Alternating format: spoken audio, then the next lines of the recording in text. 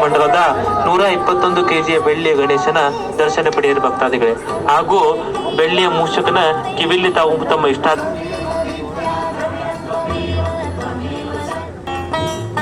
ಗಣೇಶೋತ್ಸವ ಮಂಡಳಿ ಸರಾಪಗಟ್ಟಿ ಹುಬ್ಬಳ್ಳಿ 121 ಕೆಜಿ ಬೆಳ್ಳಿಯ ಗಣೇಶನ ದರ್ಶನಾಶೀರ್ವಾದಕ್ಕೆ ನೆರೆದ ಜನರಿಗೆಲ್ಲ ಸ್ವಾಗತ ಸುಸ್ವಾಗತ.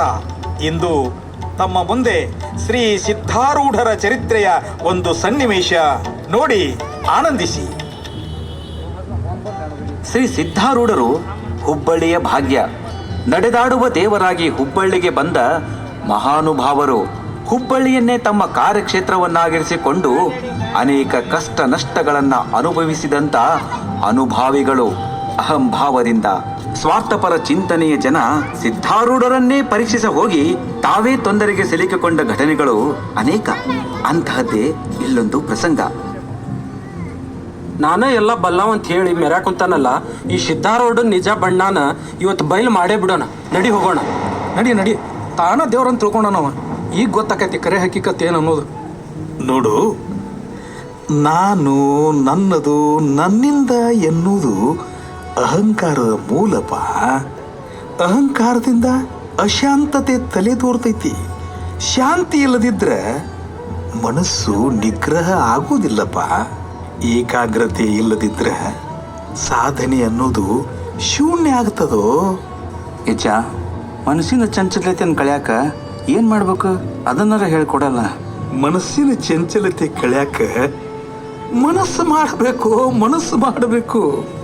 ಮನಸ್ಸು ಮಾಡಿದ್ರೆ ಏನೆಲ್ಲ ಸಾಧ್ಯ ಆಗ್ತೈತಿ. ಯಜ್ಜ, ಅದು ಹೆಂಗ್ ಮನಸ್ಸು ಮಾಡ್ಬೇಕಂತ ಹೇಳ್ಕೊಡಲ್ಲ. ಸಿದ್ಧಾರೂಢ ಅಜ್ಜಗ ನಮಸ್ಕಾರ ರೀ. ಯಪ್ಪ, ನಮ್ಮ ಮನಸ್ಸಿನಾಗೂ ಒಂದು ಚಿಂತಿ ಕಾಡಾಕತ್ತೈತಿ. ಅದಕ್ಕೊಂದಿಷ್ಟು ಪರಿಹಾರ ಕೊಡು ಯಜ್ಜ. ಚಿಂತೆಯೊಳಗ ಕುಂತ್ರ ಭ್ರಾಂತಿ ಆಗತೈತಿ. ಹಂಗಾಗಬಾರದು. ಹೇಳು ನಿನ್ನ ಚಿಂತೆ ಏನು ಅನ್ನೋದನ್ನ ಹೇಳು. ಯಜ್ಜ, ಈಕಿ ನನ್ನ ಹೆಂಡತಿ ಅದಾಳ. ಭಾಳ ದಿವಸದ ಮ್ಯಾಗ ಹೊಟ್ಟಿಲಾಗ್ಯಾಳ. ಹಿಂಗಾಗಿ ನಮಗೆ ಖುಷಿ ಆಗೈತಿ.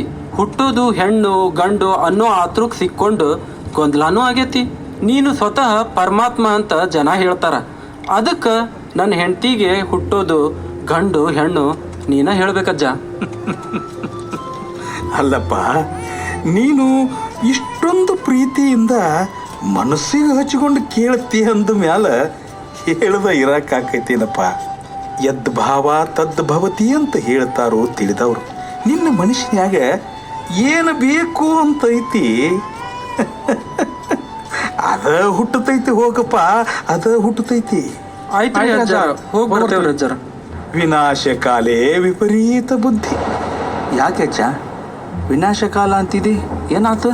ಕಾಲನ ಎಲ್ಲ ತಿಳಿಸ್ತೈತಿ ಬಿಡಪ್ಪ. ಏನಕ್ಕೈತಿ ನೋಡೋಣ. ಅಲ್ಲಲ್ಲಿ ಇವ್ರೆಂತ ಸತ್ಪುರುಷರು ಬಿಡ್ಲೆ. ನಾ ಗಂಡು ಸಣ್ಣದ ಇವ್ರಿಗೆ ಹೇಳಕ್ ಆಗ್ಲಿಲ್ಲ. ಇನ್ನ ಒಂದು ಹೊಟ್ಟೆயின் ಕೂಸು ಹೆಂಗೆ ಹೇಳ್ತಾರ ಇವರು? ಡಾಂಬಿಕ್ ಸ್ವಾಮಿ ಅದಾನವ. ಹೌದು, ಹೊಟ್ಟಿ ತುಂಬಿಸ್ಕೊಳಕ ಸ್ವಾಮಿ ವೇಷ ಹಾಕಿ ಜನರಿಗೆ ಮೋಸ ಮಾಡ್ಕೊಂತ ಹೊಂಟಾನ. ಈ ಸುದ್ದಿ ಎಲ್ಲರಿಗೂ ಹೇಳಿ ಪ್ರಚಾರ ಮಾಡೋ ನಡಿಲೆ. ಇವರಿಬ್ರು ಸೇರಿ ಸಿದ್ಧಾರೂಢರನ್ನ ಬಾಯಿಗೆ ಬಂದಂಗ ಬೈದು ಅವ ಒಬ್ಬ ಡೊಂಗಿ ಸ್ವಾಮಿ ಅಂತ ಅಪಪ್ರಚಾರ ಮಾಡಕ್ ಹತ್ತಿದ್ರು. 2-3 ತಿಂಗಳು ಕಳೆಯೋದ್ರೊಳಗ ಹೆಂಡತಿಯ ವೇಷಧಾರಿಯಾಗಿ ಅಜ್ಜನ ಹತ್ರ ಹೋದಂತ ಗಂಡು ಮಗನಿಗೆ ಗರ್ಭವತಿಯ ಲಕ್ಷಣಗಳು ಎಲ್ಲ ಬರ್ಲಿಕ್ಕೆ ಹತ್ತಿದ್ವು. ಹೊಟ್ಟೆ ದೊಡ್ಡದಾಗತೊಡಗಿತು. ಬಯಕೆಗಳು ಕಾಡತೊಡಗಿದವು. ವೈದ್ಯರಿಗೆ ತೋರಿಸಿದಾಗ ಈತ ಗರ್ಭ ಧರಿಸಿದ್ದಾನೆ ಅಂತ ಸುದ್ದಿ ಗೊತ್ತಾಯಿತು. ಆ ವೇಷಧಾರಿಗೆ ತಾವು ಮಾಡಿದ ತಪ್ಪಿನ ಅರಿವೂ ಆಯಿತು. ಗೆಳೆಯನ ಜೊತೆ ಸೇರಿ ಅಜ್ಜನನ್ನ ಪರೀಕ್ಷೆ ಮಾಡಾಕ ಹೋದುದರ ಫಲಾನೇ ಈ ಗರ್ಭಕ್ಕೆ ಕಾರಣ ಅಂದುಕೊಂಡು ಇಬ್ರು ಸೇರಿ ಅಜ್ಜನ ಹತ್ರ ಓಡೋಡಿ ಬಂದ್ರು. ಯಜ್ಜ ಕ್ಷಮಾ ಮಾಡಪ್ಪ ನನ್ನನ್ನು. ನಮ್ಮ ಮೈ ಸೊಕ್ಕಿನಿಂದ ನಿನ್ನ ಮುಂದೆ ಸುಳ್ಳು ಹೇಳಿ ನಿನ್ನ ಪರೀಕ್ಷೆ ಮಾಡಿದ್ದಕ್ಕಾಗಿ ನನಗೆ ದೊಡ್ಡ ಪ್ರಾಯಶ್ಚಿತ ಆಗೈತಿ. ಪ್ರಾಯಶ್ಚಿತ ಯಾಕಪ್ಪ? ಏನಾತು? ಅಂಥದ್ದೇನು ನಡೀತೋ? ಅಜ್ಜ, ನಮ್ಮನ್ನ ಕ್ಷಮಾ ಮಾಡು. ನಿನಗೆ ಗೊತ್ತಿಲ್ಲದ್ದು ಯಾವುದೈತಿ? 3 ತಿಂಗಳ ಹಿಂದೆ ಇವನಿಗೆ ಸೀರೆ ಉಡಿಸ್ಕೊಂಡು ಈಕಿ ನನ್ನ ಹೆಂಡ್ತಿ ಅದಾಳ, ಹೊಟ್ಟಿಲದಾಳ, ಗಂಡು ಹಡಿತಾಳೋ ಹೆಣ್ಣು ಹಡಿತಾಳೋ ಅಂತ ಕೇಳಾಕ್ ಬಂದಿದ್ವಿ. ನೀವು ಹಡಿಬೇಕು ಅಂತ ಮನಸ್ಸು ಮಾಡಿದ್ರಿ ಅಂದ್ಮ್ಯಾಗ ನಿಮ್ಮ ಮನಸ್ಸಿನಾಗ ಇದ್ದದ್ದು ಹುಟ್ಟತೈತಿ ಹೋಗ್ರಿ ಅಂದ್ರಿ. ಗಂಡಸು ಹೆಂಗೆ ಹಡಿತಾನು ಅಂತ ನಾವು ನಿಮ್ಮ ಬಗ್ಗೆ ಅಪಪ್ರಚಾರ ಮಾಡಿ ನಿಮ್ಮ ಮನಸ್ಸಿಗೆ ಭಾಳ ನೋವು ಕೊಟ್ವಿ. ಆದ್ರೆ ಅಜ್ಜ, ಈಗ ನಾನು ಗರ್ಭ ಧರಿಸೇನಿ ಅಂತ ಬಟ್ಟಜಿ ಹೇಳಾಕತ್ಯಾರು. ನನಗೂ ಹೊಟ್ಟಿ ಬರ್ಲಿಕ್ಕೆ ಹತ್ತೈತಿ, ಬೈಕೆ ಕಾಡಾಕತ್ಯಾವು. ಯಜ್ಜ, ನನ್ನ ನೀನ ಕಾಪಾಡಬೇಕು ಯಜ್ಜ, ನೀನ ಕಾಪಾಡಬೇಕು. ಅರಿವನ ಗುರು ಅಂತ ಹೇಳ್ತಾರ. ತಪ್ಪಿನ ಅರಿವು ನಿಮಗಾಗೈತಿ ಅಂದ ಮ್ಯಾಗ ಆ ಗುರುನ ಅದಕ್ಕೆ ದಾರಿ ಇಟ್ಟಿರ್ತಾನ ಬಿಡಪ್ಪ. ಯಾವುದಕ್ಕೂ ದುಡುಕಬಾರದು. ನೋಡಿಲೆ, ಪ್ರಾಯಶ್ಚಿತ್ತದಿಂದ ಪಶ್ಚಾತ್ತಾಪದಿಂದ ಪರಿಹಾರ ಆಗದಂತ ಪಾಪ ಈ ಜಗತ್ತಿನೊಳಗ ಇಲ್ಲ. ಶಿಷ್ಯ, ಅಜ್ಜಾರ 2 ತೆಂಗಿನಕಾಯಿ ತಂದು ಕೊಡಪ್ಪ. ಆಯ್ತ್ರಿ ಅಜ್ಜಾರ. ಬಾರಪ್ಪ ಇಲ್ಲಿ, ಉಡಿ ಮುಂದೆ ಮಾಡು. ನೋಡು, 3 ದಿನದ ನಂತರ ಈ ಕಾಯಿಗಳನ್ನ ಒಡೀರಿ, ಒಳ್ಳೇದಾಗ್ಲಿ. ಹೋಗಿ ಬರ್ರಿ. ಆಯ್ತು ಅಜ್ಜ, ಹೋಗಿ ಬರ್ತೇವ್ರಿ ಅಜ್ಜಾರ. 3 ದಿನದ ನಂತರ ಇಬ್ರು ಸೇರಿ ಮನೆಯಲ್ಲಿ ತೆಂಗಿನಕಾಯಿ ಹೊಡಿತಾರೆ. ಒಡೆದು ನೋಡ್ತಾರೆ, ಆಶ್ಚರ್ಯ. ಸೋಜಗದಿಂದ ಒಬ್ಬರಿಗೊಬ್ಬರು ಮುಖ ನೋಡಿಕೊಂಡು ಸಿದ್ಧಾರೂಢ ಅಜ್ಜರ ಹತ್ರ ಕಾಯಿ ತೆಗೆದುಕೊಂಡು ಓಡೋಡಿ ಬರ್ತಾರೆ. ಯಜ್ಜ ತೆಂಗಿನಕಾಯಿ ನೋಡಿಲ್ಲೇ. ಯಜ್ಜ, ನೀ ಹೇಳ್ದಂಗ 3 ದಿವಸದ ಮ್ಯಾಗ ನೀ ಉಡಿ ತುಂಬಿದ ಈ 2 ತೆಂಗಿನಕಾಯಿ ಒಡೆದು ನೋಡಿದ್ರ ಕಾಯಿ ಒಳಗ ನೀರು ಇಲ್ಲ, ಕೊಬ್ಬರಿನೂ ಇಲ್ಲ. ಏನೂ ಇಲ್ಲ ಅಂದ ಮ್ಯಾಗ ನೀವು ಗೆದ್ರಲ್ಲಪ್ಪ. ಗೆದ್ವಿ? ಅದೇಂಗೋ ಯಜ್ಜ, ನಮಗೇನು ತಿಳಿವಲ್ದು. ತುಂಬಿದ ಹೊಟ್ಟಿ ಭಾರನೂ ಕಡಿಮೆ ಆಗೈತೆ ಅಜ್ಜ.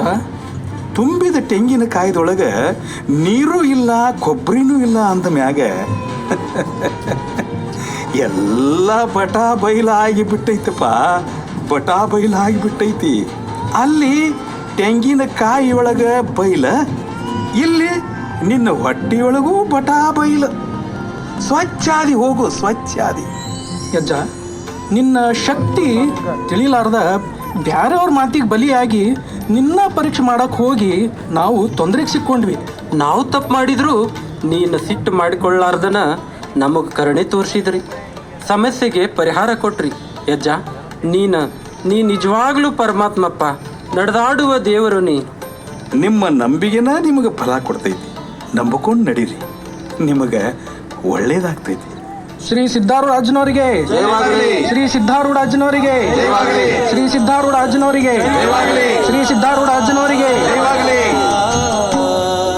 ಪುಷ್ಪಗಳು ಪರಿಮಳವ ಸೂಸುತ್ತಿವೆ ಏಳು, ತುಂಬಿಗಳು ರಸ ತುಂಬಿ ಹಾಡುತ್ತಿವೆ ಕೇಳು. ಪುಷ್ಪಗಳು ಪರಿಮಳವ ಸೂಸುತ್ತಿವೆ ಏಳು, ತುಂಬಿಗಳು ರಸ ತುಂಬಿ ಹಾಡುತ್ತಿವೆ ಕೇಳು. ಸದ್ಗುರುವೇ